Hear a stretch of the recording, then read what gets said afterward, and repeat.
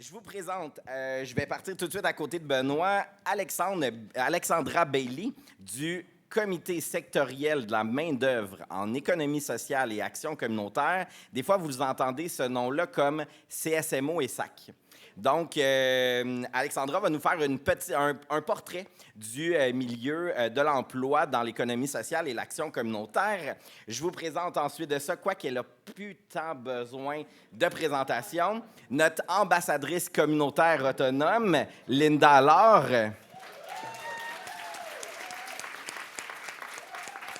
Et si vous ne connaissez pas Linda est coordonnatrice de l'organisme Le Réseau. Ensuite, je vous présente Farah Wikowski. Farah est aussi une collègue des Laurentides.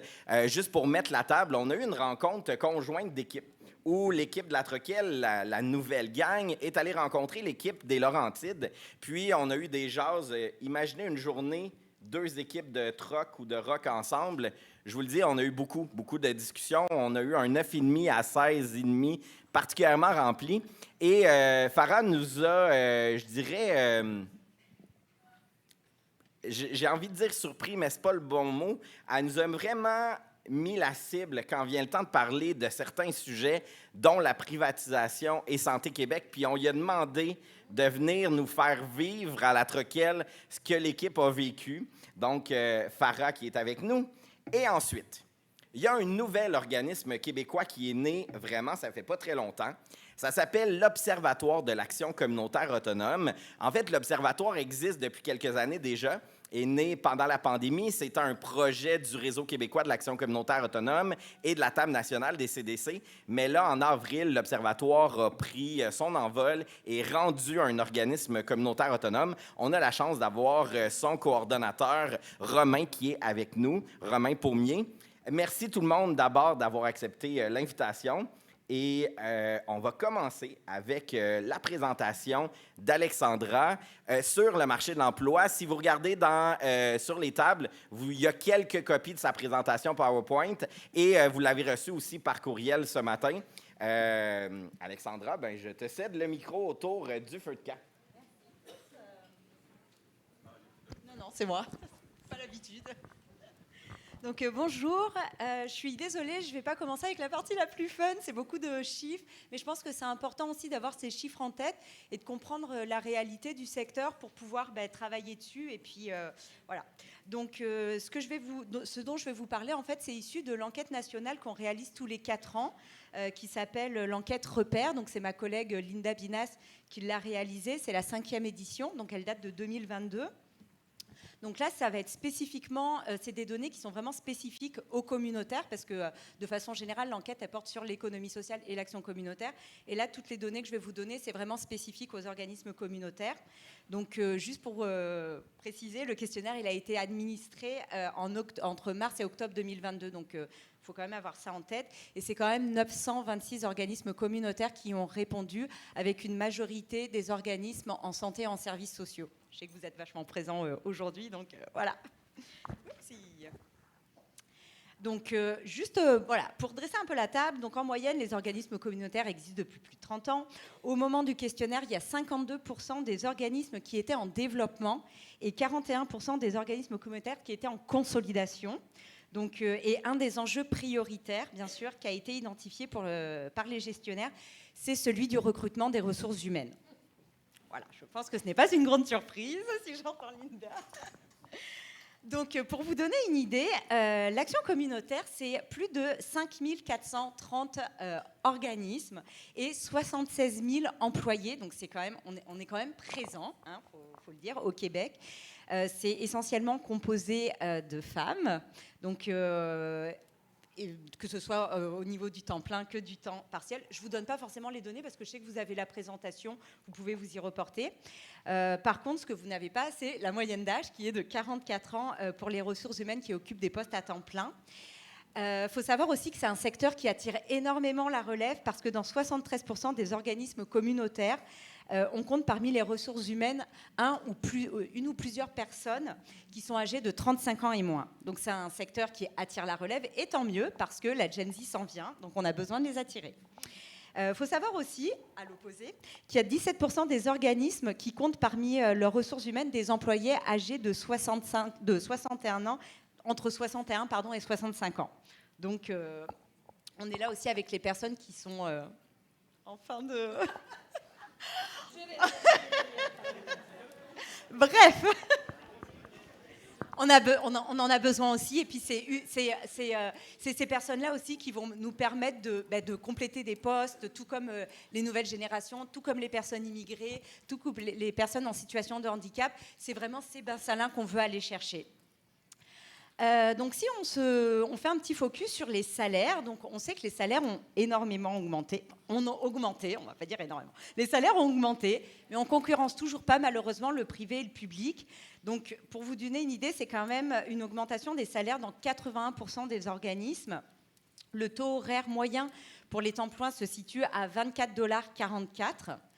Pour les temps partiels à 21,17 et par contre dans 5% des organismes, en moyenne 4 employés sont au salaire minimum.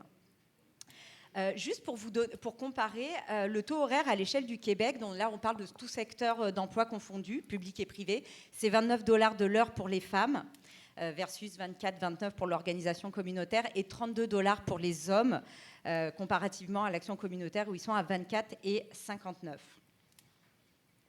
Je voulais aussi préciser, parce que je trouve ça toujours très important, que les ressources qui composent le secteur de l'organisme communautaire sont des ressources qui sont fortement scolarisées. Je pense qu'on ne le dit pas assez, mais il y a quand même dans 39% des organismes des femmes qui possèdent un diplôme universitaire et 33% donc un diplôme collégial. Et pour les hommes, c'est 27% qui possèdent un diplôme universitaire. Donc je pense que c'est toujours important de le mentionner. Les gens font des études, ils sont diplômés, puis voilà. J'aime bien, c'est ma stat préférée, celle. Donc si on regarde vraiment les enjeux qui sont liés, ce qui est vraiment ressorti, c'est vraiment les enjeux liés à la pénurie de main-d'œuvre et au financement, on le sait. Donc il y a 21% des organismes qui rencontrent des enjeux liés au recrutement des administrateurs, administratrices, 45% qui rencontrent des enjeux quant à l'amélioration des conditions de travail, 46% qui rencontrent des enjeux liés à leur financement et 60% sur le recrutement du personnel. Donc forcément, tous ces constats-là nous amènent tranquillement à nous dire qu'il y a vraiment un recrutement, un problème au niveau du recrutement de la relève et que ça va être un enjeu prioritaire. Donc, quand on parle de recrutement, on va regarder plus spécifiquement, mettons, le taux de roulement. Donc là, on voit que le taux de roulement dans les organismes communautaires, il est à 33%. Donc, pour vous donner une idée, c'est relativement très élevé, comme vous vous en doutez, parce que le taux de roulement moyen préconisé par le MEI, c'est entre 4 et 5%. Donc, on est loin de ce pourcentage-là. Et le taux préconisé par les spécialistes de ressources humaines, il est de 15%. Donc, on peut voir qu'il y a un problème de roulement. Ça ne va pas forcément aller à s'améliorant parce qu'on sait que la génération qui s'en vient sur le marché du travail, elle n'a pas forcément envie d'être en poste pour les 15 prochaines années de sa vie. Elle veut découvrir, elle ne veut pas forcément quitter le secteur, mais elle ne veut pas forcément rester à un poste pour 10 ans. Donc, c'est une réalité qu'il va falloir malheureusement prendre en compte. Tout comme le taux de vacances moyen qui est de 22%. Donc si on regarde le taux de vacances à l'échelle du Québec, en 2020, il était de 5,8%. Donc tout ça, en fait, ça nous dit quoi ? Ça nous dit qu'il y a du roulement, il y a des postes à pourvoir, mais qu'est-ce qu'on sait ? On sait que malheureusement, ça représente un énorme coût pour les organismes d'embaucher. Donc il va falloir agir et pour ça, il va falloir mettre en place des stratégies. Très bonne nouvelle, le secteur du communautaire est très fort et très réactif pour mettre en place des solutions innovantes, des stratégies d'attraction et de fidélisation. Pour vous donner une idée, entre 2019 et 2022, il y a 88% des gestionnaires qui ont mis en place des moyens pour améliorer le climat et l'ambiance au travail et pour que les employés soient heureux de venir travailler. Donc, c'est 88%, on s'entend que ce n'est pas rien. Puis on sait que c'est la force du communautaire de pouvoir mettre en place des bonnes conditions de travail pour pallier au salaire. Pour vous donner aussi une idée, en 2018, on avait sorti la 4e édition des repères. Et là, ma collègue Linda, qui est la directrice à la recherche, s'est amusée à comparer en fait les repères 2018 et les repères 2022 sur l'amélioration des politiques de conditions de travail. Donc, et ce qui a été mis en place. Donc, il y a une politique contre le harcèlement psychologique qui a augmenté dans 34% des organismes. Donc, 34% des organismes ont mis en place une politique contre le harcèlement psychologique. Il y a aussi une augmentation significative de 13% des organismes qui ont pensé à la santé-sécurité au travail. Il y a aussi la politique contre le harcèlement sexuel qui a augmenté de 39%. L'équité salariale, donc là c'est un petit peu plus bas, c'est 7% des organismes. Et enfin un régime de retraite collectif avec contribution des employeurs pour 20% des organismes. Entre autres aussi dans des éléments, il y a la politique de télétravail qui a augmenté pour 38% des organismes et le droit à la déconnexion.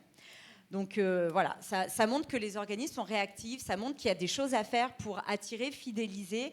Puis, on ne va pas s'arrêter là, il y a aussi d'autres avantages, d'autres conditions comme la responsabilité, l'autonomie, la diversification des tâches, la tenue de réunions d'équipe, la participation aux décisions, des possibilités d'évolution professionnelle, la flexibilité des horaires, des mécanismes pour éviter la surcharge de travail. Tout ça, c'est des avantages et des conditions qu'on met en place puis qui favorisent l'attraction et la fidélisation parce que de plus en plus, on voit qu'en fait, on n'a plus envie de faire un 5 jours semaine, de faire 40 heures semaine. On veut des horaires flexibles, on veut pouvoir partir en vacances, on peut vouloir avoir des congés sans solde. Et tout ça, en fait, c'est des conditions qui sont possibles dans le communautaire parce que on est flexible en fait et puis je pense que c'est ça qui fait notre force puis c'est ça que vous devez mettre en avant vous aussi pour pouvoir recruter puis fidéliser parce que c'est vraiment des belles conditions qu'on ne retrouve pas partout puis si effectivement les salaires concurrencent pas, au moins ça on l'a pour nous. Il y a aussi d'autres stratégies de développement de compétences en fait. On voit que entre autres, dans les avantages, on mise beaucoup sur la formation et l'amélioration des compétences des ressources humaines. En 2020-2021, il y a 69% des organismes communautaires qui avaient un budget dédié à la formation. Donc, ça représente plus de $6 200 par organisme. Et en 2020-2021, en moyenne, 50% de ce budget a été effectivement dépensé pour des offres de formation. Donc, les organismes communautaires tapent vraiment là-dessus. Et c'est aussi pour pallier, entre autres, à l'arrivée de ressources qui sont peut-être un peu moins formées, un peu moins au fait du communautaire. Donc, on engage des ressources un peu moins formées parce qu'on n'a pas le choix, puis parce qu'on a besoin de ressources, mais on table aussi sur la formation pour pouvoir les outiller et les accompagner dans le milieu. Donc, c'est tout pour moi. Je pense que je n'ai pas dépassé le temps. Merci beaucoup, Alexandra. Merci beaucoup. Ah oui, je m'entends. C'est bon, je n'étais pas sûr. Merci beaucoup, Alexandra, pour ce premier bout. Je vais inviter peut-être maintenant Linda, Farah et Romain ensuite à prendre 5 minutes pour nous exposer votre point de vue sur les enjeux qui touchent les organismes communautaires, là, selon votre analyse. Alors, Linda, toi, tu es là comme de l'organisme Le Réseau. Et puis, tu vas nous parler du vécu d'un organisme communautaire autonome dans le contexte actuel. Oui. Alors, on t'écoute, puis je vous avertis. Si vous dépassez 5 minutes. De la hache. C'est un coup de hache. Je vous coupe la parole. Ouf. Non, c'est pas vrai. Ça ne sera pas si grave que ça. Je vais vous faire un petit signe du doigt quand il restera 1 minute. Pas de problème. Ça va être moins agressif. Juste, je vais commencer par dire, oui, je travaille au réseau, mais comme on a un nouveau nom qui veut tout dire maintenant, je vais leur dire avec plaisir, le réseau, prévention des dépendances, réinsertion sociale, prévention de la rechute. Donc, parce que oui, Hugo a dit plein de monde me connaissent. Oui, c'est vrai, mais c'est pas tout le monde que je connais et c'est pas tout le monde qui connaît le réseau, donc j'en profite. C'est un organisme qui a 42 ans cette année. Nous avons 2 volets au réseau, donc un volet prévention, un volet réinsertion sociale, prévention de la rechute auprès d'adultes toxicomanes, dépendants. Et moi, je m'apprête toujours à dire qu'on a 2 volets, mais une équipe. Et l'équipe, quand elle est complète, vous avez compris que ce n'est pas tout le temps le cas, nous sommes 17, n'est-ce pas? Là, j'ai dit à Hugo, moi, là, je ne sais pas trop par où commencer, mais je vais commencer par quelque chose que ça fait plusieurs années qu'au réseau, on résiste fortement aux ententes de service et aux conventions, n'est-ce pas? Qui s'appellent les conventions maintenant, hein? Vous le savez, mais les ententes de service. On résiste à ça depuis, je dirais depuis toujours. Mais là, en 2019, hein, on a été sollicité pour faire des ententes de service. Pourquoi? Parce que c'était directement lié à notre mission. Évidemment, ils ne nous donnent pas l'argent à la mission et en PSOC, ils nous le donnent en entente de service. Là, on se disait, oui, mais là, si on n'accepte pas, qu'est-ce qui arrive? Mais c'est notre mission. Fait qu'on ne pouvait pas ne pas accepter, et c'est ce qu'on a fait, malheureusement, honnêtement, mais en même temps, heureusement, parce que ça permet d'avoir l'équipe qu'on a, ça permet de répondre encore plus à des besoins. Fait qu'on ne voulait pas qu'il y ait d'autres mondes qui fassent notre mission, puisque c'est la nôtre. Donc, on a en ce moment, nous, 3 ententes de service. Une entente pour les écoles secondaires, où on fait de la prévention, de l'intervention, du repérage. Une entente au niveau du cannabis, parce que la légalisation du cannabis a amené certains enjeux à ce niveau-là. Donc, aussi au niveau de la prévention, de l'intervention, et une entente spécifique pour les 18-24 ans, parce que c'est la clientèle qui, au niveau du cannabis, entre autres, consomme un petit peu plus que les autres. On va le dire ainsi. Donc, on a accepté ces 3 ententes-là, pas toutes avec des très gros montants, là, je pense que c'est important de le dire. Une qui est vraiment un plus gros montant, mais les 2 autres qui sont des plus petits montants. Puis on a dit, bien, on n'a comme pas le choix. On dit oui, mais qu'est-ce que ça amène? Oh là là là là! Sincèrement, c'est l'affaire qui nous, qui nous prend le plus de notre énergie et physique et psychologique.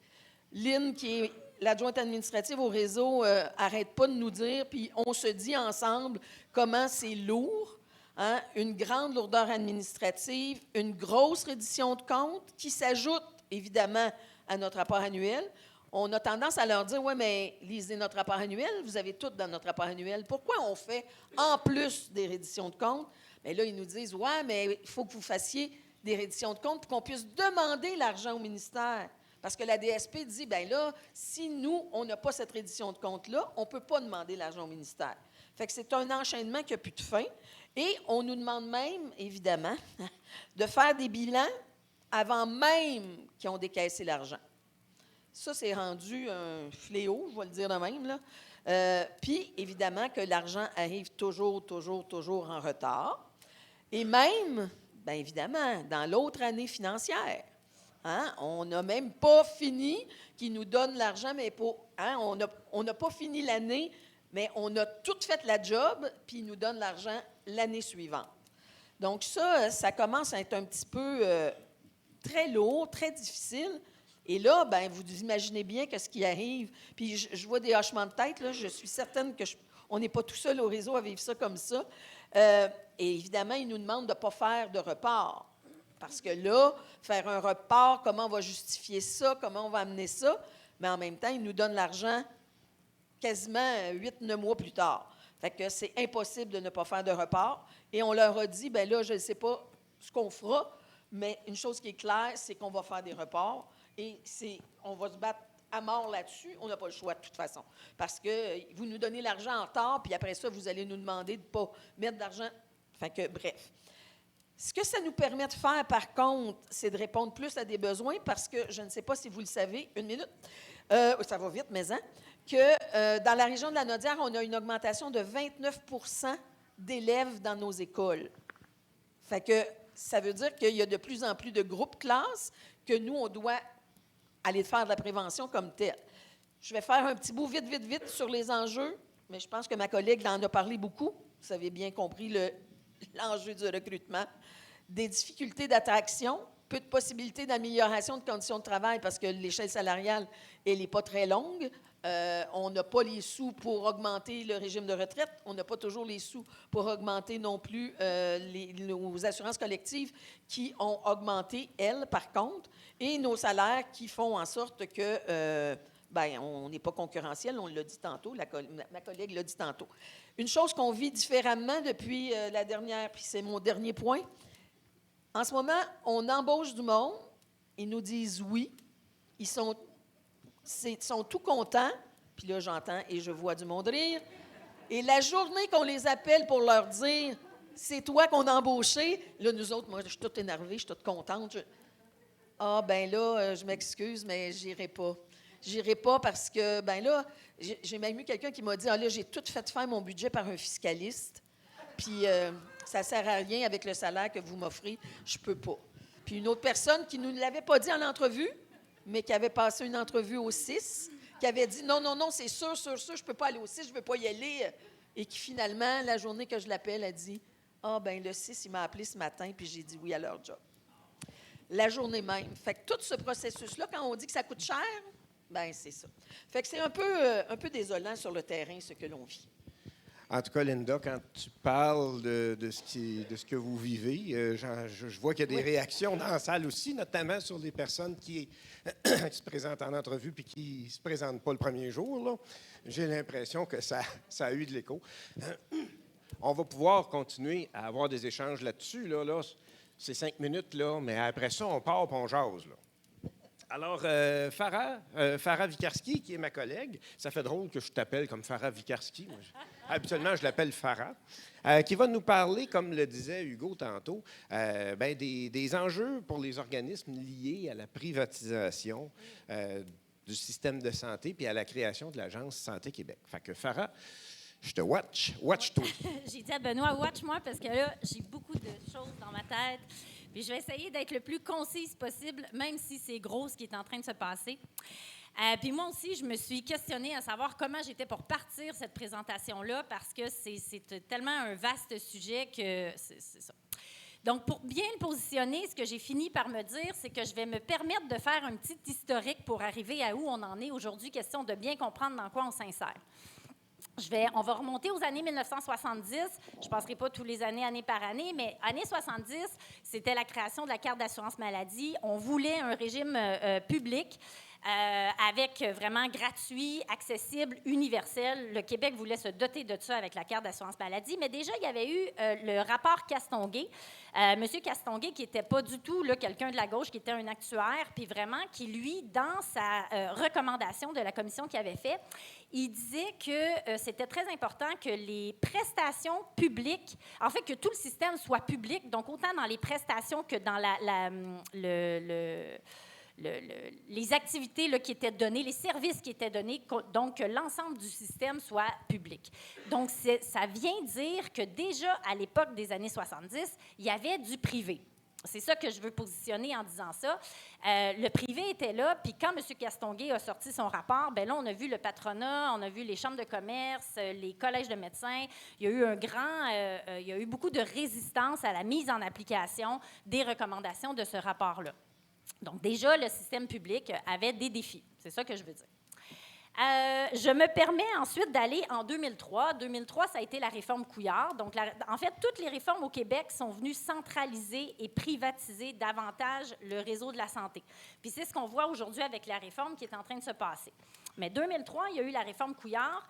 En 2002, c'était François Legault qui était ministre de la Santé. Puis François Legault avait mis sur pied les GMF, groupes de médecine familiale. Les groupes de médecine familiale avaient 3 objectifs précis. C'était de favoriser l'accès à des médecins pour l'ensemble de la population québécoise. C'était de favoriser, de rendre plus rapide l'accès à des services psychosociaux. Puis c'était de désengorger les urgences. Fait que là, si on regarde 20 ans plus tard, pas sûr que ça ait marché, mais ce n'est pas le but de la présentation. Je fais juste le dropper comme ça. Puis en fait, les GMF, ce qu'il faut comprendre aussi, c'est qu'ils sont entièrement financés par le public, mais ils sont exclusivement détenus par des intérêts privés. Donc, ce sont des fiducies, des corporations qui possèdent, qui gèrent les GMF. Donc, ça fait partie du problème. 2015, il y a eu la réforme Barrette. La réforme Barrette, dans le fond, ce qu'on a vu, on a vu une centralisation. Puis là, c'est vrai, je ne vous ai pas donné de chiffres. Mais en 2003 aussi, on a vu une centralisation. C'est-à-dire qu'on est passé, en 2003, de 750 établissements qui ont été fusionnés en 95 C3S. En 2015, on est passé de 95 C3S en 22 CIS et CIUS. Et là, ce qu'on est en train de créer en 2024, puis là, je vais revenir forcément sur le projet de loi 15, on est en train de fusionner les 22 C3S, les CIS et les CIUS en une seule agence, l'Agence Santé Québec. Fait que c'est une centralisation massive qui est en train de se passer. Puis tout le monde dit que c'est le dernier coup de barre de la réforme Barrette qu'il n'avait pas eu le temps de faire avant les élections. Je reviens donc à 2022. Pour nous positionner, là, je nous rapproche du temps, puis je surveille mon temps. 2022, la CAQ a été réélue. Ils nous parlaient d'une refondation. Ils ont commencé à parler de ça avant leur élection, refondation. Là, ils ont dit, on a un plan. On a un plan pour le système de santé. Là, déjà, les analystes disaient, on voit ça comme une réforme. Non, ce n'est pas une réforme, n'ayez crainte, on n'est pas du tout là-dedans. Ils ont été réélus, ils ont déposé le plan du B. Ils ont déposé le projet de loi en mars 2023. Mars 2023, ce qu'on s'est rendu compte, c'est que c'était une immense réforme de la santé et services sociaux. C'était un projet de loi de 315 pages, 1180 articles, 35 lois qui venaient être influencées par ce projet de loi-là. C'est énorme, ce qui est en train de se passer. Ils ont déposé ça. Ils ont invité, ils ont dit on va faire des commissions parlementaires pour écouter ce que la population a à dire, mais en fait, ils ont invité les groupes qui voulaient entendre. Donc, ils ont invité très peu de groupes. Il y a 50 regroupements qui ont demandé, puis quand je parle de regroupements, c'est des regroupements nationaux qui contiennent des centaines de membres, donc c'était des centaines de groupes qui ont demandé un prolongement des commissions parlementaires pour se faire entendre sur les conséquences de ce projet de loi-là dans leur... Bon, non, c'est pas vrai. Sur leur milieu. Et donc, il n'y a pas eu de prolongement. La loi a été adoptée sous bâillon. Le bâillon qui est un processus législatif pour vraiment couper les débats à l'Assemblée nationale. Donc, le projet de loi a été mis sur pied. Ce qu'on voit présentement, c'est la création de l'Agence Santé Québec. L'Agence Santé Québec qui va devenir, qui est la centralisation de l'ensemble du système de santé au Québec, qui est un seul employeur unique qui va regrouper les 330 000 travailleurs, travailleuses du milieu de la santé. Pourquoi je parle de ça? C'est que dans ce plan-là, les organismes communautaires sont distinctement mentionnés à plusieurs places dans ce plan-là comme étant le prolongement direct du réseau de la santé et souvent dans des phrases où on voit l'entreprise privée et les organismes communautaires. Donc, ce que l'on perçoit, c'est une instrumentalisation des organismes communautaires, c'est un glissement d'une façon de voir le communautaire, donc une menace à l'autonomie. Puis, on s'est fait dire, nous, directement dans les Laurentides, je me permets de le dire par des attachés politiques, de dire, bien, c'est beaucoup plus difficile de contrôler les organismes communautaires en donnant du financement à la mission. Donc, c'est beaucoup plus facile par entente, puisqu'ils viennent faire ce qu'on veut qu'ils fassent. Fait que c'est ce qu'on voit très distinctement avec l'arrivée de ce projet de loi-là. J'ai tellement d'autres choses à dire que j'ose pas commencer une autre phrase parce que je pense que j'ai déjà écoulé mon temps, mais on en reparlera. Je vais sortir la hache, sinon. Non, mais effectivement, écoutez, il est 10h05. On a jusqu'à 11h après pour en discuter. Ça fait que on va avoir le temps en masse, là. Alors, j'inviterai maintenant Romain Paumier de l'Observatoire de l'Action communautaire autonome, Observatoire de l'ACA, de nous parler des enjeux et des réalités qui touchent l'autonomie des organismes communautaires dans le contexte. Romain, tu as 5 minutes. Bonjour tout le monde. Et merci de nous accueillir à l'Observatoire. Alors oui, je vous parlais un peu de certains enjeux, mais juste préciser, donc nous sommes une nouvelle organisation, comme le disait tout à l'heure Hugo, incorporée au mois de janvier à l'Organisation d'action communautaire autonome. Puis notre but, notre rôle, c'est pas de dire qu'est-ce qui doit être et de dire exactement ce qui est, c'est absolument pas d'avoir une position d'expertise, mais c'est de produire et de coproduire, notamment avec vous, en fait avec l'ensemble des personnes du communautaire qui veulent se joindre à nous, des connaissances. Donc c'est à ce titre-là dont je parlerai. Les enquêtes aussi qu'on a menées, on est en train d'en finir toute une vague sur la notion d'autonomie qui visait, et donc ma collègue Maud est en train de travailler actuellement dessus, à comprendre concrètement sur le terrain de manière quantitative et notamment dans les prolongements aussi des travaux du CSMO-ESSAC, qu'est-ce qui se passe sur le terrain à cet enjeu-là, mais qui visait aussi à essayer de préciser ce que pouvait vous vouloir dire autonomie, parce qu'on entendait souvent, moi en tant que chercheur avant, mais aussi je pense dans les milieux, que en fait, la notion d'autonomie pouvait parfois être un petit peu trop large ou peut-être trop lourde à porter tout seul, en disant mais en fait qu'est-ce que ça veut dire concrètement, comment est-ce qu'on l'applique, comment est-ce qu'on la maintient. Et donc on est en train de finir, il y a des rapports en ligne si ça vous intéresse, tout un travail qui visait à proposer de dire l'autonomie, ça peut être plusieurs choses très concrètes qu'on peut en fait essayer de comprendre sur le terrain, de mesurer, d'observer. L'autonomie, ça peut être l'autonomie de fondement, qui on est, c'est quoi notre mission, comment est-ce qu'elle est éventuellement bougée, touchée. On a parlé à plusieurs moments aujourd'hui par les demandes les ententes de services ou les financements par projet. L'autonomie, ça peut être l'autonomie de pratique. Comment est-ce qu'on décide d'intervenir et de quelle manière sur le terrain. Ça peut être donc l'autonomie de financement. Qu'est-ce qu'on accepte ou pas? Est-ce qu'on accepte des financements philanthropiques ou non? Ce genre de choses. C'est donc aussi l'autonomie de gestion. Comment est-ce qu'on met en place une structure administrative et des valeurs aussi administratives pour maintenir et proposer de bonnes conditions d'emploi et de travail, d'implication de personnes bénévoles et d'implication aussi de personnes qui fréquentent nos organisations, qui sont souvent aussi nos membres. L'autonomie peut aussi être l'autonomie politique. Pardon de faire le petit saut de micro, je n'ai pas l'habitude encore peut-être. Autonomie politique, ça voudrait dire comment est-ce qu'en tant qu'organisation, mais aussi en tant que regroupement régional, local, national, on peut décider de prendre ou pas des positions sur tout un tas de choses. Le projet de loi 15, mais aussi éventuellement les projets de loi visant à restreindre l'accès aux personnes élues, notamment aux élus municipaux. Et enfin, l'autonomie, ça peut être une sixième dimension, ça peut être l'autonomie d'alliance. Comment est-ce qu'on peut choisir, comment est-ce qu'on peut autodéterminer la nécessité et la pertinence qu'il y a à se rassembler dans un regroupement régional comme aujourd'hui, aussi national. Et donc, ce qui était intéressant, je pense aussi, dans ce qu'on essaie de proposer, c'est de dire, plutôt qu'une grande notion, est-ce qu'on peut se donner des choses très concrètes à essayer d'attraper pour construire et maintenir ensemble cette autonomie-là. Nous, notre rôle en tant qu'organisation, je reviens là-dessus, donc c'est de proposer, de participer à éventuellement une justice sociale qui viserait d'une part à mettre ensemble et à combiner différents savoirs, différentes expertises, différentes expériences.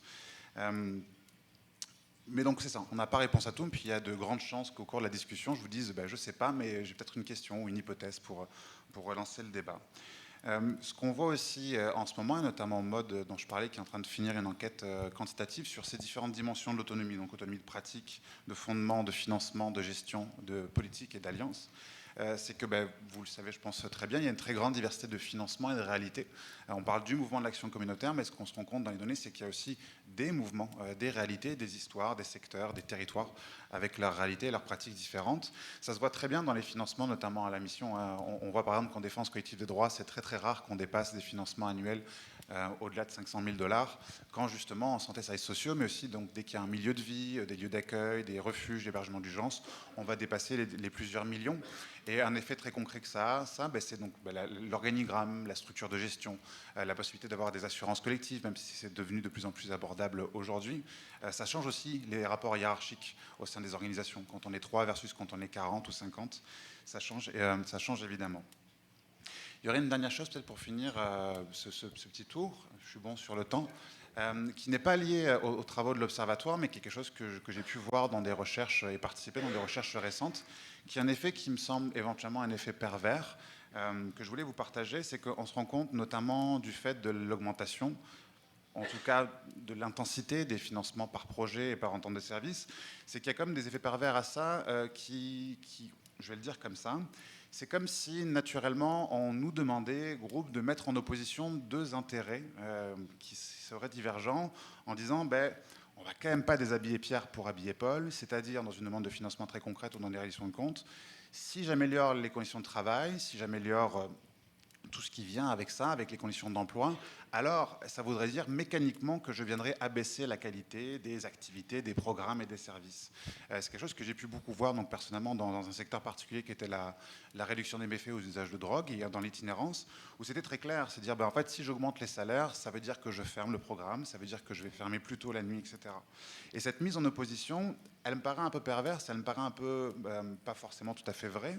D'une part parce que ça voudrait dire qu'il y aurait deux catégories distinctes de personnes dans les organismes. D'un côté les travailleuses et les travailleuses, de l'autre uniquement les personnes qui fréquentent, comme si c'était toujours des personnes différentes, comme si elles n'étaient pas elles-mêmes proches, comme si elles ne faisaient pas partie de la même communauté. Et notamment quand on pense à l'évolution des postes de père aidance, ces 10-15 dernières années en santé et services sociaux par exemple, c'est comme une opposition entre d'un côté les gens qui travaillent, de l'autre côté les gens qui en profiteraient, qui serait un peu factice. Et ça se voit très clairement aussi dans notamment les enjeux, puis une minute, parfait, les enjeux sur puis ça, vous êtes beaucoup plus experte et expert que moi là-dessus, sur quand on fait en fait une demande et un budget annuel, un budget de projet, où en fait on voit qu'il y a souvent des oublis comptables. Déjà parce que dans tous les programmes de financement, tous les programmes de financement n'ont pas les mêmes règles, les mêmes frais admissibles, les mêmes combinaisons budgétaires possibles, tous les bailleurs de fonds non plus. Et donc ce que ça va faire, c'est qu'il y aura souvent des oublis. Donc souvent c'est l'indexation, hein, ça vous le savez, mais c'est aussi souvent la non-reconnaissance des échelles salariales réelles des organisations.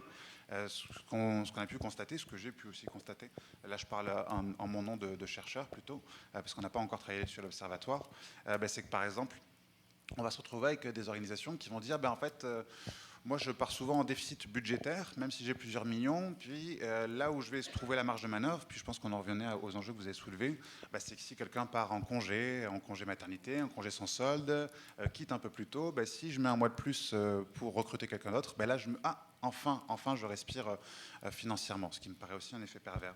Et peut-être, juste pour finir, c'est aussi dans cette non-reconnaissance de concrètement qu'est-ce que ça prend de travailler dans le communautaire dans de bonnes conditions. C'est souvent aussi ce qu'on se rend compte que les grilles salariales ne sont pas nécessairement entièrement respectées. Donc, des choses très concrètes, peut-être pour finir, pour de vrai, ça serait de dire, par exemple, j'ai quelqu'un qui a 4, 5, 10 ans d'expérience, mais c'est pas reconnu par le bailleur de fonds. Et donc, ce que je vais faire, c'est que je vais faire comme une grande moyenne. Je vais dire, finalement, je vais la compter comme étant 5 ans d'expérience. Puis ça veut dire que dans mes redditions de compte, elle n'aura pas topé la grille, alors que oui. Et donc on voit qu'il y a plusieurs enjeux autour de ça, des enjeux pervers qui viennent toucher l'autonomie et qui viennent en fait articuler entre disant comment est-ce qu'au final, est-ce que l'autonomie de financement influence l'autonomie de pratique ou de gestion. Si je suis obligé de faire autant de concessions sur les demandes de financement qu'on fait en tant qu'organisation, quels impacts ça a concrètement sur les programmes que je donne, mais aussi les conditions de travail et d'emploi. Et ça, je pense que ces interactions sont tout à fait réelles. On en parlait tout au long de la matinée. Merci. Merci beaucoup à vous quatre. La table est mise. Oui.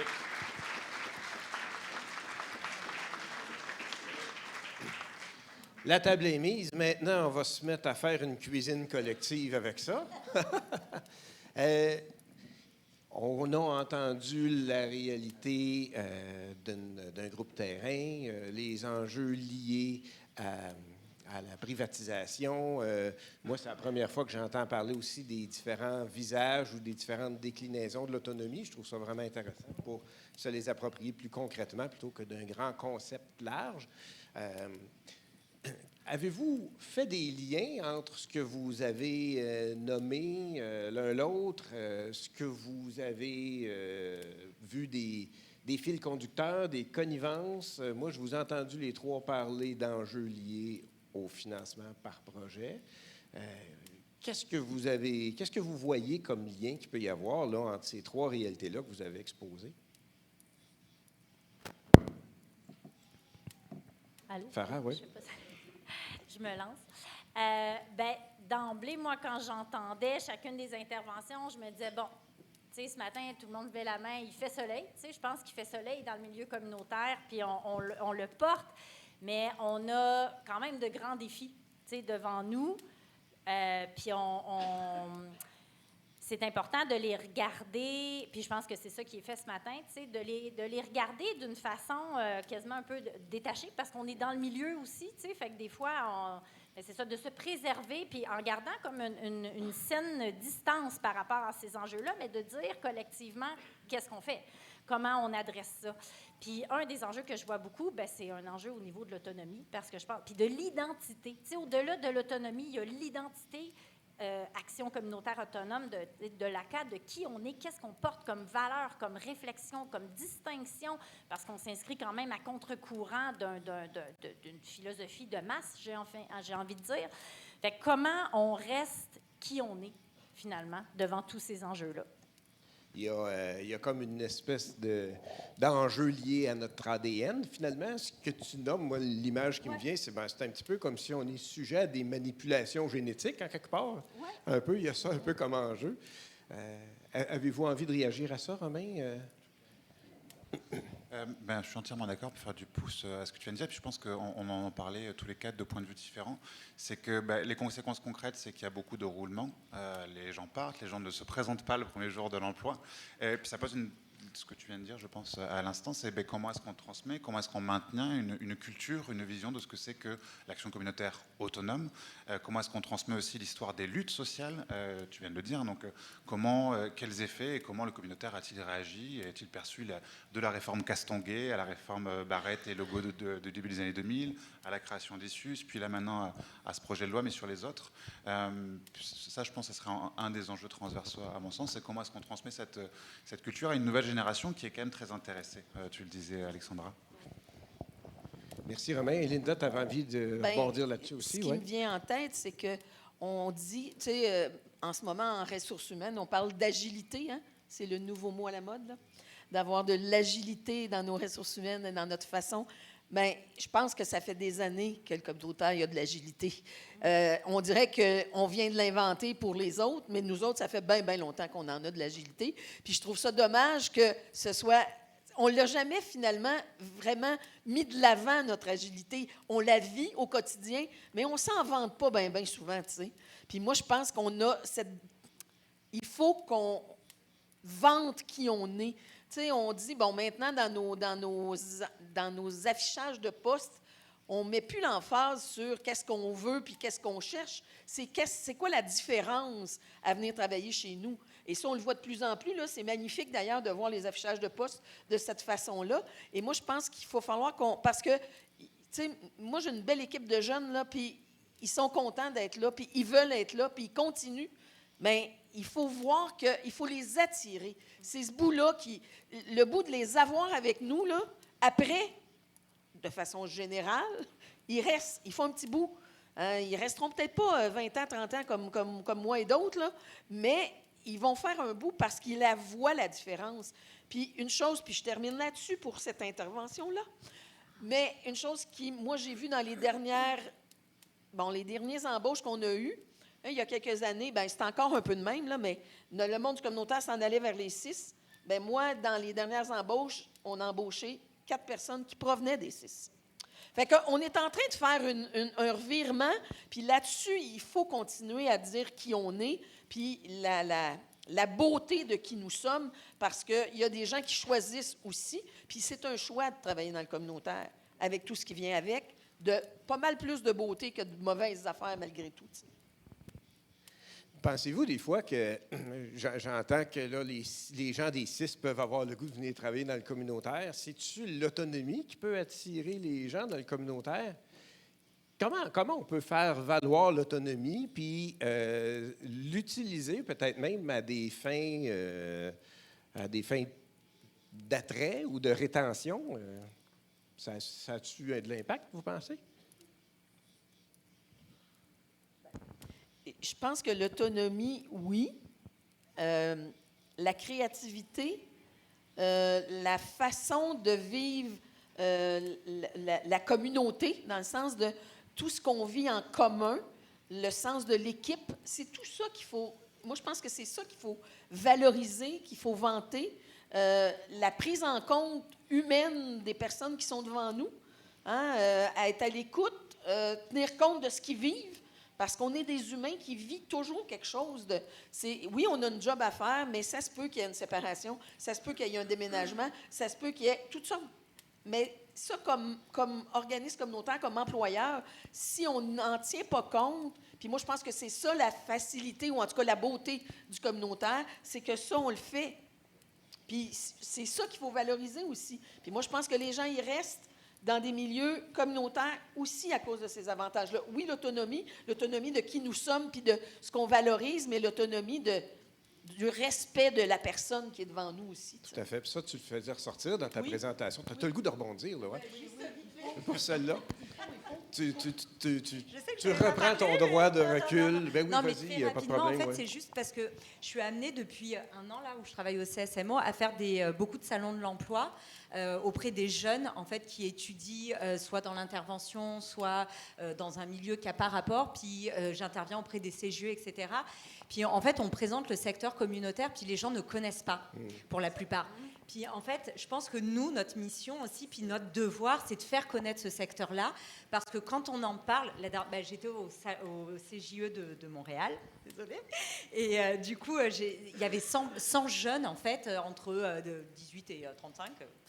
Et du coup, ils venaient me voir, ils étaient là, mais c'est génial, c'est merveilleux, on ne connaissait pas. Puis tu sais, quand tu leur parles de c'est quoi le communautaire, c'est quoi les valeurs du communautaire, ben, ils sont émerveillés parce qu'en fait, maintenant, la génération qui s'en vient, puis on le dit jamais assez, c'est une génération qui veut avoir un travail qui fait du sens, en fait. Ils veulent plus faire du cash, ils veulent avoir un travail avec un impact. Et en fait, c'est là où nous, on a un devoir aussi, en tant que personnes qui représentons ce secteur-là, c'est d'aller vers ces jeunes-là, de se faire connaître, comme tu disais, Linda, de se mettre en avant à travers les offres d'emploi, à travers nos sites Internet, à travers tout ça, parce qu'il y a vraiment quelque chose à aller chercher. Voilà, c'était juste ce que je... Oui, Farah, vas-y, oui. Je suis attentif au micro qui se soulève légèrement, voir qui a envie de prendre parole. Farah, oui. C'est très bref, en fait, puis c'était des flashs qui me venaient quand Linda parlait pardon, sur l'exode des employés du CIS puis du réseau public qui vont travailler ailleurs. Puis on entend beaucoup dans les médias qu'il y a une pénurie de personnel, il y a une pénurie de personnel dans le réseau de la santé. Puis en fait, la question, c'est comme si c'était jamais posé. Oui, mais pourquoi? Ils s'en vont où? Il y en existe, là, des travailleurs de la santé, mais ils s'en vont au privé parce que les conditions de travail sont meilleures. Fait que si on finançait le réseau public suffisamment, bien, les travailleurs restaient. Puis après ça, bien, c'est la même chose. Après le financement puis la paye, il n'y a plus juste ça. Il y a toute la qualité humaine de comment on se sent dans notre milieu de travail. Puis je pense que c'est ça que le communautaire a, qu'il y a très peu ailleurs. T'sais. Fait que cette richesse-là, cette valeur-là qu'on a, effectivement, on gagne à la mettre en lumière. Puis on ne l'a peut-être pas suffisamment fait dans les dernières années. Des fois, je trouve qu'on ne se vante pas assez. En effet. C'est vrai. Ouais. Écoutez, là, je nous amène ailleurs. Il y a eu un exercice qui a été fait dans l'Anaudière l'année dernière, la vision régionale lanaudoise. Hein? Et puis, est ressorti de cet exercice-là le souhait que la TROC soutienne les groupes dans leur mission de transformation sociale, d'action collective, de vie démocratique. Comment vous pensez, dans le contexte actuel, que les organismes de l'Anaudière peuvent réaliser ça? Oui, prenez une respiration, s'il vous plaît. Comment, dans le contexte actuel, vous pensez que les organismes de l'Anaudière peuvent réaliser ce projet-là de soutien pour aller vers plus de transformation sociale, d'action collective et de vie démocratique? Ouais. Romain, oui? Non, attends.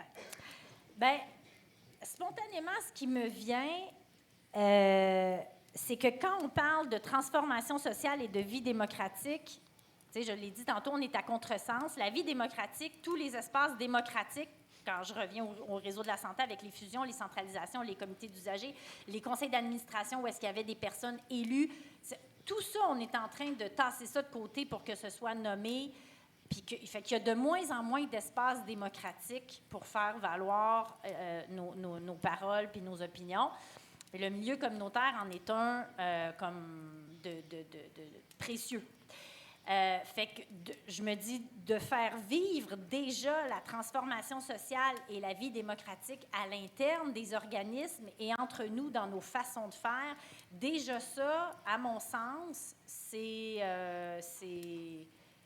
comment je dirais ça? C'est unique. C'est unique. Il faut continuer à le faire, puis il faut essayer de le mettre encore plus en lumière qu'on le fait, de donner la parole, de s'écouter, d'avoir des comités où les gens peuvent s'exprimer, de donner leur avis sur ce qui se passe. Puis la transformation sociale, bien, nous, on l'utilise souvent dans les Laurentides. On dit que des fois, elle se fait à petite échelle, parce que oui, bien, je pense que pour des visionnaires, moi, je pense dans le communautaire, on est visionnaire, puis on veut changer le monde, mais cette réalité-là, elle est très lourde quand on se la met sur les épaules. Mais si on la regarde à petite échelle, puis de dire, ben moi, dans ma communauté, ce que mon organisme fait avec tant de personnes, ben c'est ça. C'est tant de personnes qui ont vécu quelque chose de complètement différent grâce à nous. Fait qu'on la fait vivre là, la transformation sociale. Je partirais avec ça pour cette question-là. Mais à l'instar de l'autonomie, il me semble qu'on aurait peut-être intérêt à la décliner en différents volets, la transformation sociale, parce que c'est gros. La transformation sociale, c'est comme, aïe, aïe, aïe, tout un contrat, hein? Mais c'est vrai qu'au Rock, on parle de changement social de proximité. On dirait que c'est une façon pour nous de se camper dans quelque chose d'un peu plus concret. Romain, tu avais envie de réagir à ce projet-là? Oui, puis je crois dans le même sens que Farah. L'importance du ici et maintenant et de comment est-ce qu'on donne l'exemple en tant qu'équipe, en tant que CA, en tant que coordo et direction. Les conditions de travail et la rétention, pour revenir aussi là-dessus et le lier avec ta question de transformation, c'est qu'en fait, on peut aussi se transformer nous-mêmes de l'intérieur à notre échelle. Et c'est pas juste la question des financements et de combien on paye les gens, même si je pense que c'est très important que tout le monde ait un salaire décent, puisse vivre, puisse avoir accès à des assurances collectives, par exemple, ce genre de choses-là. Mais c'est aussi la culture organisationnelle, notamment la culture... alors, il y a différentes manières de l'appeler, du sacrifice, de la vocation, de l'âme missionnaire, qui participent en fait, par exemple, à créer aussi des fois des cultures de burn-out et se dire, c'est normal, voilà, je suis intervenant, je suis à mon 2 heures de burn-out, c'est normal, ça fait partie de la job. OK. Puis c'est quelque chose qui ne se retrouve pas juste sur les seuils des postes de plancher, mettons, en fait, on le retrouve sur l'ensemble des postes, notamment les coordinations et les directions. J'ai en tête cette image d'une coordinatrice en santé et services sociaux qui était surnommée affectueusement, je le souligne, par son équipe comme étant une femme tentacule parce qu'elle était juste sur beaucoup de projets en même temps et beaucoup d'équipes. Puis elle s'était faite applaudir parce qu'elle avait enfin, après 1 an, réussi à prendre des vacances. Et en fait, cette pression-là, elle se retrouve aussi à tous les niveaux. Puis je pense qu'une des manières de faire la transformation sociale dans l'ici et maintenant, c'est de se dire comment est-ce qu'au niveau comme organisation, on peut s'y faire différemment, être bienveillant, puis éventuellement se laisser droit à l'échec et à pas toujours tout faire bien non plus. Pas toujours tout faire, tout bien. C'est toute la question des limites aussi. Peut-être que la transformation sociale, ultimement, c'est la capacité de mettre certaines limites. Est-ce qu'on peut transformer la société en disant non, des fois? Linda, avais-tu envie de réagir sur toute cette question? Tu as pris un grand respire au début. Quand j'ai posé la question, je me suis dit, il y a de l'inspiration qui s'en vient. Je ne sais pas si c'était du découragement ou de l'inspiration, mais... Parce que, tu sais, quand on dit, puis tout le monde vient de le dire, là, transformation sociale, ça a tellement l'air gros qu'on dirait qu'on n'ose même pas penser à comment on va le faire. Il ne faut pas penser à ce gros-là. Il faut penser, puis j'aime beaucoup ça, de dire, dans le quotidien, là, comment on fait de la transformation sociale. Puis moi, je pense qu'on en fait en premier lieu avec nos équipes, avec nos conseils d'administration. Déjà, là, on a des gens impliqués à qui on fait voir que, c'est pas toujours simple, c'est pas toujours facile, que, on leur ramène ce qu'on vit au quotidien. Les gens de notre communauté, là, les gens qui sont engagés de la communauté dans nos conseils d'administration, déjà, ils sont des multiplicateurs après. Mais, et d'utiliser, entre guillemets, puis de bien utiliser les gens avec qui on travaille, oui, en paire aidance, oui, en amenant des gens à réfléchir à leur situation et à l'importance de ce que l'on met, nous, comme organisation, dans leur vie. Tu sais, qu'est-ce que ça a changé, le fait qu'ils soient avec nous? Moi, je pense qu'il faut y aller à petite dose. Parce que quand on voit, en tout cas, puis moi, la première, là, quand je vois le mot transformation sociale, tu fais que, tabarouette, qu'est-ce qu'on va faire? Comment qu'on va faire? Mais au quotidien, on en fait de la transformation sociale. Fait que c'est peut-être valoriser ce quotidien-là que des fois, on oublie qu'on en fait là-dedans, tu sais. Parce que quand on dit le grand mot, oui, ça fait un grand soupir et ça fait peur. Tandis que quand on y va à petite dose, peut-être qu'on... Puis on s'encourage peut-être plus parce que justement, en se disant, ah oui, mais eux autres, ils font ça, eux autres, ils font ça. Tu sais, c'est des choses tellement... parfois, c'est tellement simple. Tu sais, il ne faut pas toujours chercher la grosse affaire. C'est ça. La valorisation des petits gestes, je pense que des fois, ça passe par là. C'est drôle parce que les trois, c'est quelque chose que vous nommez, transformation sociale. Attends un peu, ramenons ça à quelque chose de concret, de proche de nous, dans nos organismes, par des mesures, un changement de culture, tu dis, Romain, à l'interne, une façon d'exercer d'actualiser nos rêves ou nos aspirations, mais au sein de nos organisations. Hein. Farah, tu avais le goût de rebondir? Hein? Oui, bien peut-être que j'ajouterais aussi qu'il y a une certaine, peut-être, politisation à préserver. Parce qu'avec les années, on a vu beaucoup de cynisme, tu sais, puis j'ai fait un petit mini-portrait, mais uniquement en santé et services sociaux. Puis ça aussi, quand on regarde les années politiques, les dernières années politiques, tu sais, des fois, avec l'effritement des lieux démocratiques, on peut tomber dans le cynisme, tu sais, on ne serait pas les premiers, mais j'ai l'impression que des fois, dans le milieu communautaire, on est plus... on veut rester avec une flamme plus vive, mais c'est quand même un défi. Puis à un moment donné, face à un paquet de nouvelles, tu sais, des fois qui sont négatives, parce que là, je parle de la politique, mais je veux dire, on n'est pas allé sur l'environnement, on n'est pas allé... Tu sais, fait que quand on regarde l'ensemble du portrait, des fois, c'est facile de dire, ouf, on va faire d'autres choses. Tu sais, je vais lire un livre, tu sais, c'est plus reposant. Mais je pense que c'est quand même notre rôle de rester attentif comme des veilles politiques à ce qui se passe dans les grands courants pour préserver les acquis sociaux. Puis la transformation sociale passe aussi par là. Tu sais, je pense que le mouvement communautaire, au fil des années, a vraiment modifié des façons de faire dans la société québécoise. Puis on est encore super actif. Fait qu'il faut quand même rester avec un œil critique puis une vigie face à ce qui se passe politiquement parlant. Mais c'est intéressant que tu amènes le volet politique parce que dans le projet des membres de la Troquelle, il y a la vie démocratique et l'action collective aussi. Puis il me semble que ça, je viens vraiment le lier à la politisation puis à l'action politique. Comment vous voyez ça, toi, Linda, qui est membre ici dans la Naudière, l'action collective, la vie démocratique, comment la Troc peut vous soutenir, comment l'équipe de la Troc peut vous soutenir dans le déploiement de ce projet-là? Bien, peut-être parce que ça fait longtemps que j'y suis. Puis j'ai des gens dans mon équipe que ça fait longtemps qu'ils y sont aussi. Mais il y a des actions qu'on faisait dans le temps. Hein? Qu'on faisait dans le temps. Ça trahit mon âge et mes cheveux gris. Mais, t'as dit quoi, Nathalie?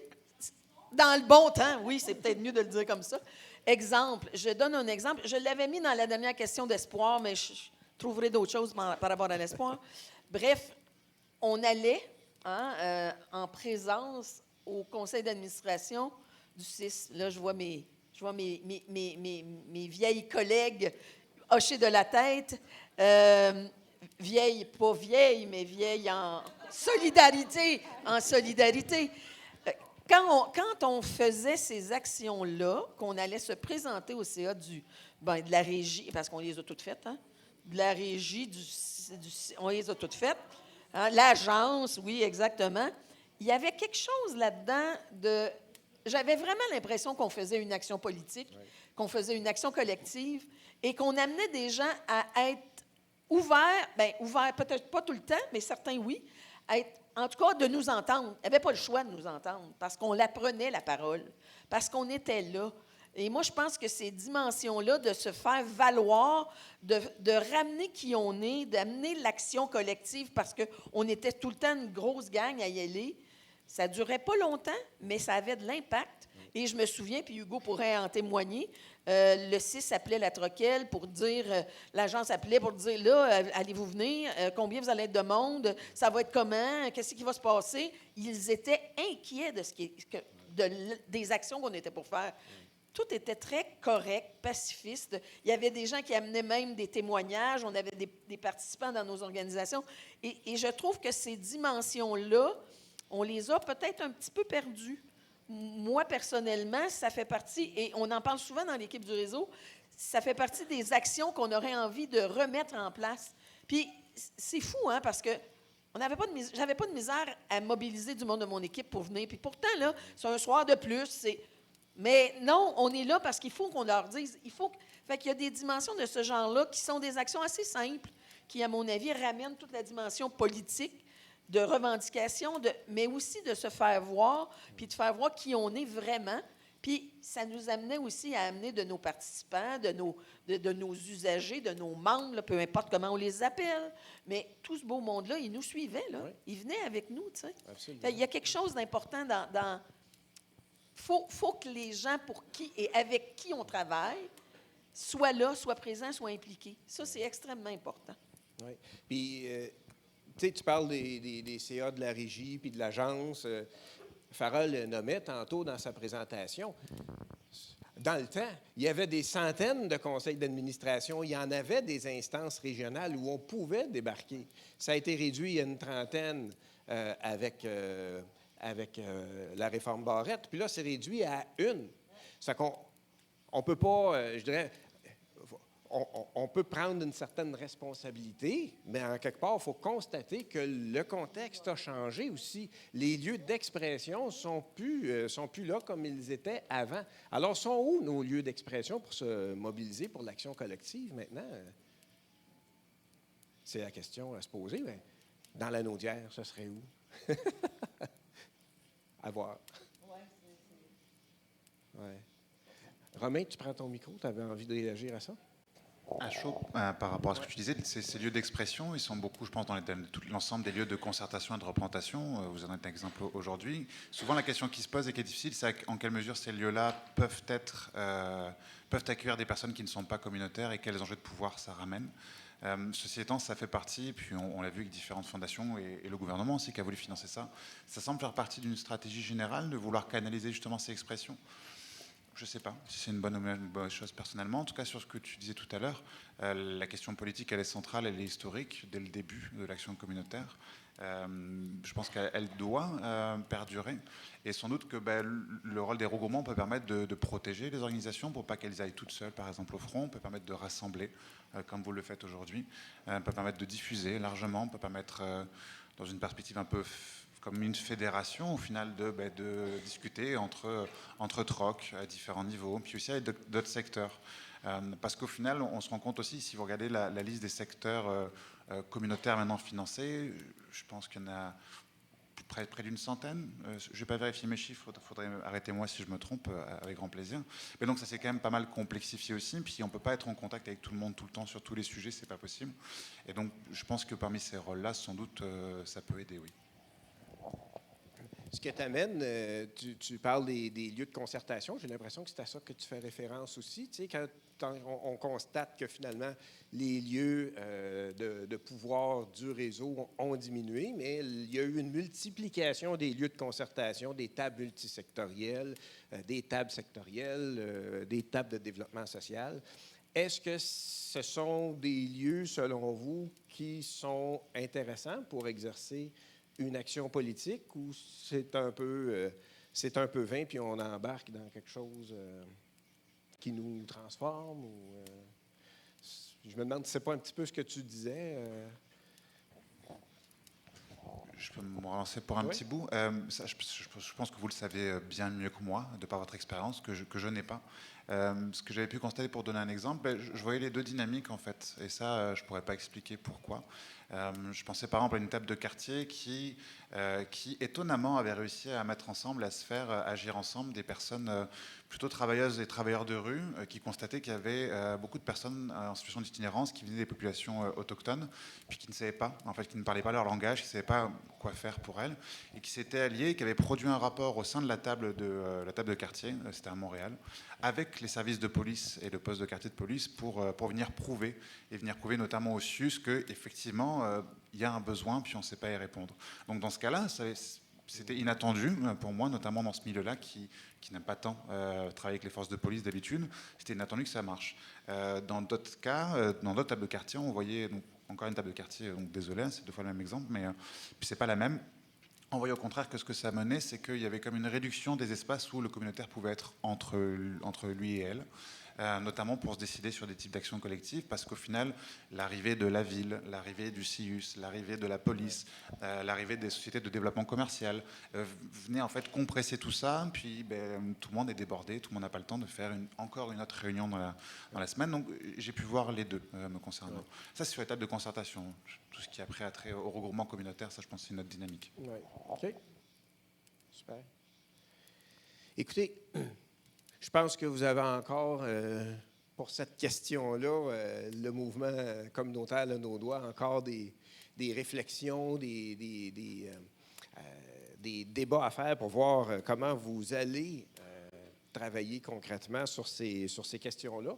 de transformation sociale, d'action collective, de vie démocratique, là, en fonction de la vision que vous avez dégagée. Mais là, on a eu l'avis de quelques personnes, puis une analyse autour de ça. Alors, ça peut être à prendre en compte pour la suite. Là, je nous amènerai ailleurs. Depuis 7 ans, il y a eu l'équivalent de 300 millions de dollars en investissement pour les organismes communautaires. Comment vous voyez que ces montants-là, que ces 300 millions de dollars-là ont permis aux organismes de réaliser leur mission? Est-ce que ça a permis ça? Comment ça s'est vécu, vous pensez, les rehaussements financiers qu'on a eus en lien avec l'autonomie dans l'exercice de la mission? Bien, je pense qu'une chose que ça a permis, j'espère, en tout cas chez nous, ça l'a permis, mais je ne sais pas si ça l'a permis partout, ça ne l'a sûrement pas permis partout, mais j'espère, d'améliorer certaines conditions de travail. Je pense que les salaires ont été augmentés pas mal partout. Puis je pense que ça, c'est aussi en lien avec cette augmentation. Puis aussi pour être concurrentiel avec ailleurs, là, on n'avait plus le choix. Même si je pense qu'il y a un moment donné où il y a des choix déchirants qui ont été faits par certains organismes de dire oui, on va augmenter les salaires, puis on va essayer de couper dans d'autres places parce qu'il faut être concurrentiel aussi à un moment donné pour avoir l'attraction des gens quand on a des postes à pourvoir. Mais je pense qu'il y a des conditions de travail que ça a permis d'améliorer. Je le disais tantôt dans ma présentation, pour ce qui est de chez nous, ça a permis, évidemment, même si c'est en entente de service et que ça nous écœure, ça a permis de donner des services différents, de faire des activités différentes, de toucher des clientèles différentes, d'améliorer, d'avoir des projets qu'on avait en tête depuis des années, puis que là, on se dit, ah, bien, à cause de ça, on va pouvoir oui, on va pouvoir le faire. La façon dont on est financé pour le faire, ça nous écœure, mais en même temps, ça nous permet de faire des choses. Puis on ne peut pas le nier, tu sais. Nous, je regarde, notre présence dans les écoles secondaires a augmenté énormément au niveau des jeunes qui viennent nous parler de leurs difficultés par rapport à la consommation. Ouais. Parce qu'on est là, parce qu'on est 2 jours, 3 jours dans une école. Avant, on était de passage, on venait faire la prévention, on repartait. Là, on a un bureau, on est dans l'école. Mais c'est plate, mais c'est cette entente de service-là qui nous permet ça. Ouais. Bien, ça répond aussi à des besoins différents. On a été capable, avec ces investissements-là, de répondre à des besoins grandissants, de développer avec d'autres types de clientèle ou d'autres personnes différentes. Ça a permis ça. En tout cas, pour chez nous, c'est ça. Puis je pense que pour d'autres organismes, c'est ça aussi, parce qu'on le voit, là, je le constate. Bien, c'est ça. C'est quand même positif. Là. Ouais. Travailler sur les pôles d'amélioration des conditions de travail et bien, développement de nouveaux services ou de nouveaux projets en lien avec des trucs que vous voulez faire. Puis les besoins qu'on voit. On en voit des besoins. Là, bien, comment on peut justement essayer de répondre encore mieux, encore plus à ces besoins-là, finalement. OK, merci. Farah, je vois que tu as ton micro levé. Tu es prête? Bien, c'est que j'allais vraiment dans ce sens-là aussi. Puis je voyais, tu sais, dans les besoins, on l'avait prédit avec la COVID. La détresse sociale était là bien avant. Puis là, c'était une des analyses qui sortait. Bien oui, on se disait ça va s'accentuer après la COVID. Puis je veux dire, ça ira pas en diminuant. Puis qui est à la première ligne ou qui agit en prévention? Bien, ce sont les organismes communautaires. Fait que tout argent, puis particulièrement la mission qui permet de vraiment venir déployer les missions, bien, vient juste permettre de répondre à ces besoins-là qui sont grandissants, puis des fois qui sont plus complexes aussi, parce que là, on voit multiproblématiques dans un contexte, je pense, global, qui est peut-être aussi de plus en plus complexe à faire les liens entre tout ce qui se passe. Fait que c'est ce que je voulais ajouter. OK. Ouais. C'est bon. On va y aller avec une prochaine question. Avec les enjeux liés au financement par entente dont tu parles, Linda, puis les contraintes que ça peut amener avec la multiplication des différents types de financement, des financements par projet aussi. Comment les organismes communautaires autonomes peuvent mettre la réalisation de leur mission en priorité actuellement? Comment dealer avec ce contexte-là pour être capable d'exercer sa mission sans se laisser tirer en dehors de son ADN, un peu comme on parlait tantôt, tu sais, sans mettre du temps? Tu disais tantôt, il faut faire des fois des redditions de comptes avant d'avoir eu l'argent. Hey, je veux dire, il y a des aberrations bureaucratiques des fois. Là, vous passez du temps là-dessus, là, puis, tu sais, c'est énergivore. Comment vous réussissez, comment on peut réussir à rester campé dans sa mission, puis dans ses pratiques, dans un contexte comme ça?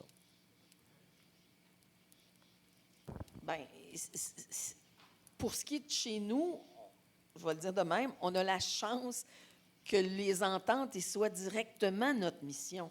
Fait que c'est sûr qu'on n'est pas en train de se prostituer, là. On ne fait pas ça. Hein? On est vraiment directement dans notre mission. On a cette chance-là. Là où c'est difficile, c'est avec les conditions puis avec la bureaucratie qui vient avec. Ouais. Et avec il faut se battre. Il faut se battre pour l'indexation. Il faut se battre. Là, on est à se battre pour l'augmentation. Parce que là, sur les 3 ententes qu'on a, on a une seule qu'on a eu une indexation. Les autres, on n'a pas d'indexation. Okay. Et on est en train, là, de se battre avec notre regroupement pour qu'il y ait de l'augmentation. Parce que l'indexation, ce n'est pas une augmentation, là. C'est 2 choses différentes. Fait que là, dans notre cas, à nous, la mission, elle est, entre guillemets, préservée, oui, parce que nos ententes, ils sont directement liées à notre mission. Mais l'enjeu, il est là. Est-ce qu'il y a des ententes que les groupes acceptent qui ne sont pas dans leur mission parce que là, ils sont mal pris puis que financièrement, à un moment donné, ils veulent améliorer leurs conditions? L'enjeu, il est là, puis tu sais, c'est ça. Nous, on a cette chance-là, mais c'est pas tout le monde qui a cette chance-là, là. Tu sais, puis c'est primordial. Puis, tu sais, je l'ai dit d'entrée de jeu, on se disait, bien, c'est notre mission. On peut pas ne pas dire oui à ça, là, même si ça nous écoeure. Le moyen nous écoeure, mais en même temps, c'est notre mission. C'est pas à quelqu'un d'autre à le faire. C'est ça, notre job dans la vie. C'est directement ce qui est écrit dans notre charte, là. Fait que, tu sais... Mais c'est ça. Mais nous, ça ne menace pas tant notre mission. Ouais. Ce qui est difficile, c'est des fois menacer notre autonomie, par exemple. Parce que oui, on arrive avec, bien, il faut que ça soit 18-24. Tu sais? Puis là, ben oui, ben là, c'est comme là, on veut développer quelque chose au niveau des entreprises, faire de la prévention en entreprise, puis travailler avec les syndicats quand il y a des syndicats, avec les employeurs, pour faire de la prévention, de l'intervention, de la sensibilisation à ce niveau-là. Mais ce qu'on nous dit, c'est, ouais, mais là, il va falloir que vous choisissiez des entreprises où c'est plus des jeunes, hein? Des 18-24, là. Ah, oui. Ben, moi, je me suis dit, ben, on s'est dit en équipe, on ne mettra pas dehors celui qui en a 35, là. Quand on va s'adresser à la foule, on ne demandera pas, t'as quel âge, toi? T'as quel âge, toi? Ah non, toi, tu ne peux plus venir, là. Tu peux pas. Fait que, tu sais, ils ne sauront pas, là, qui c'est qui va être là, ben, qui mange la chenoute, là. C'est un peu ça qu'on s'est dit, là. Ben, qui mange la chenoute, là. Ouais. Ils ne viendront pas voir sur le terrain, là, c'est qui en avait 32 puis 40, là. Ouais. Mais c'est plate parce que... Mais on nous le dit, là, on nous le rappelle, tu sais. Ça, c'est des contraintes à notre autonomie. Ouais. Ça, c'est clair. Ouais. Mais on va essayer d'être délinquant, comme on est habituellement, pas pire. Puis on va essayer on va fermer notre boîte. Puis moi, je répète souvent à l'équipe, on n'est pas obligé de tout leur dire. On va se taire. On va dans des affaires qu'on va garder entre nous, puis on ne dira pas. C'est tout. Ils en gardent, eux autres aussi. Oh, Caroline, oui. Pas mal plus qu'on peut penser, même. Merci, Linda. J'ai vu que vous aviez vos micros pas trop loin. Aviez-vous envie de réagir à ça? Ouais? Robin, oui? Oui, mais en fait, je pense que ça revenait aussi à... Puis je pense que tu viens de le dire, on se bat. Et ça revient à la question sur la politique et l'enjeu de la lutte politique dont tu parlais. Ouais. Et en fait, cette question de comment l'autonomie vient changer la manière dont les groupes communautaires viendrait diminuer la manière dont les groupes communautaires participeraient politiquement. En fait, dans la recherche en sciences sociales au Québec, on peut remonter facilement jusqu'aux années 90 comme ça. Donc, ce n'est pas un nouvel enjeu. Pourtant, le milieu de la santé a beaucoup changé. Tu le rappelais tout à l'heure, Farah. Puis c'est une tendance qui se voit depuis une quarantaine d'années. Donc cette lutte, elle est continue, mais elle fonctionne, hein, parce qu'on voit bien, par exemple, que la Fondation Chagnon a totalement changé ses manières d'agir et de financer en quelques années, et qui ne sont plus en train de vous dire c'est absolument sur telle population qu'il faut, ou tel programme qu'il faut agir. C'est beaucoup plus loose. Donc il y a quand même des gains, qui ne sont pas forcément aussi grands qu'on les souhaiterait, mais il y a quand même des gains. Il y en a d'autres je ne sais pas comment c'est fini cette histoire, mais de continuer à lutter pour dire, en fait, monsieur le ministre de la Santé, le centre de jour que vous voulez nous imposer à faire avec les nouveaux CIUS, ça existe déjà, on le fait déjà très bien depuis 25 ans. Puis de ne pas se laisser enfermer dans des manières précises d'agir politiquement. Les manifestations, il y a différentes manières qui ne sont pas que celles demandées par les différents bailleurs qui sont faisables. Et juste une petite chose aussi de résistance administrative. Ce qu'on voit, c'est que toutes les cases autres, quand vous remplissez des formulaires et des redditions de comptes pour dire combien de services, d'heures, d'accompagnement vous avez fait, il y a souvent des cases autres. Et s'il n'y en a pas, demandez-les. Parce que vous pouvez, notamment dans ces cases-là, dire ça, vous ne le financez pas encore, par contre, on le fait. Puis on le fait, en fait, tous les mois. Et en fait, juste pour vous dire comment ça marche, souvent, un ou une analyse va dire « Ah, mais il y a une case autre. Mais ça, cette case autre, ok, je n'avais pas prévu la réponse. » Mais là, si j'ai qu'une fois une réponse un peu bizarre, je ne la prends pas en compte, je la mets de côté. Mais s'il y a 4, 5, 6, 10, 8 fois, 20 fois la même réponse haute qui apparaît, en fait, ça devient facilement une nouvelle catégorie. Et vous pouvez quand même comme ça, après ça prend du temps, ça prend quelques mois, quelques années, puis il faut le rappeler après avec vos bailleurs, mais vous pouvez quand même faire doucement reconnaître jusqu'au formulaire administratif de nouvelles choses. C'est d'autres formes de lutte, plus discrètes, mais parfois aussi efficaces. Oui, bonne idée. On va faire changer les formulaires des différentes ententes. Ça peut être une bonne idée, en effet, d'utiliser la case « autre » pour faire un statement, puis à un moment donné, dégager des constats. Ouais. Farah?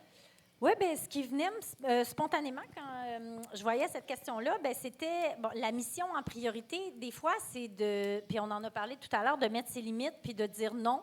De dire non à certaines urgences qui nous paraissent des urgences, mais c'est de prendre un temps d'arrêt, puis tantôt j'ai parlé de la perspective, puis de se dire, est-ce que c'est réellement ça ma mission, ou est-ce que ça c'est une urgence qu'on vient me déverser? Parce que, puis là on a parlé de la centralisation du réseau et tout, mais j'ai pas vraiment parlé du phénomène de déversoir, mais que le fait que les organismes ramassent par la bande un peu tout ce qui se fait pas, dans les urgences de personnes qui appellent au 811, puis finalement qui se font référer dans les organismes communautaires, parce qu'ils disent, oui, ça va plus vite, ils vont répondre plus rapidement. Puis c'est sûr qu'après ça, il y a une personne qui est en détresse devant nous, c'est très difficile de dire non. Mais ce qu'on peut faire, par contre, c'est justement l'adresser de d'autres façons. Donc, après avoir répondu à cette personne-là, c'est de le mentionner, puis ça, c'était ma deuxième piste, c'est de le dire. Le pouvoir de la parole, des fois, on le sous-estime, on le dit entre nous, mais d'aller le dire au CIS, de le dire à votre groupement, parce que votre groupement, après ça, quand ils vont entendre tous ces échos-là, après ça, il va pouvoir le rapporter à la CETROC, qui est l'instance nationale, puis qui va pouvoir le rapporter au MERS.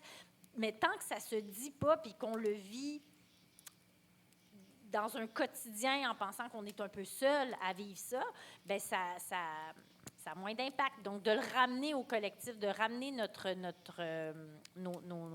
vécu, de le dire. Puis j'avais noté... essentiellement, oui, c'est ça. C'est vraiment la parole. C'est ça qui m'était venu en premier lieu. Je vais en tenir là. Super, merci. Écoutez, le temps file. Soit on met une bûche dans le feu puis on continue jusqu'à midi, soit on laisse ça s'éteindre tranquillement parce qu'il est déjà 11h moins 5. Alors, on pourrait conclure tranquillement. L'équipe de la Troquelle m'a dit, là, on te soumet des questions, mais il y en a une. On veut vraiment que les gens puissent y répondre à la fin. Alors, vous pourriez prendre 1 minute chaque personne, si vous le souhaitez, pour répondre à la question suivante. Quels sont vos espoirs? Qu'est-ce que vous portez comme espoir pour le mouvement d'action communautaire Lanaudois et québécois? Alors, en 1 minute ou 2, vous entendre là-dessus pour conclure. Linda? Oui?